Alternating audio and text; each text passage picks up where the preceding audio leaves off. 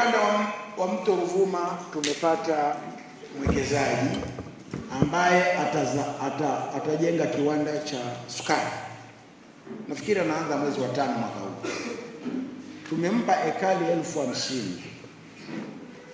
Lakini tabia ya miwa duniani kote haitaki mtu mmoja alime ahodhi eneo kubwa la kulima miwa peke yake. Inataka na mtu mmoja mmoja alime, aipe kampani kiwanda. Ndivyo ilivyo kienda Mtibwa, ndivyo ilivyo kienda Kilombero, kienda Kagera.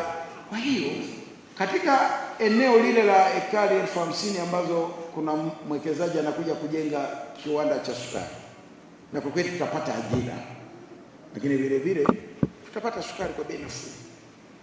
Na sisi kama serikali tumetenga zaidi ya ekari 14,000.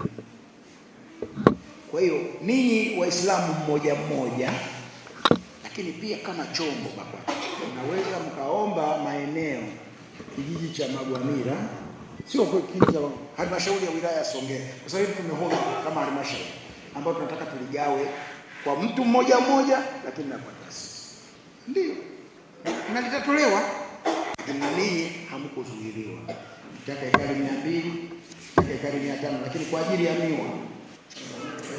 Kwanza ni uchakavu wa ofisi zetu za BAKWATA mkoa. Ofisi zetu zimechakaa sana kiasi huwezi kukaa pale ndani ukafanya kazi za baraza, hasa kwa leo na ngazi yetu ya mkoa. Tulijaribu kufanya tathmini ya kufanya ukarabati mdogo ili ofisi zile ziwe rafiki kuendelea kutumika kutoa huduma kwa Waislamu na jamii. Lakini tukakumbuka kwamba jengo linalotumika kama ofisi za BAKWATA na wilaya, BAKWATA mkoa na wilaya ya Songea, halikujengwa kwa dhamira hiyo. Jengo lile lilijengwa kwa dhamira ya kuwa zahanati,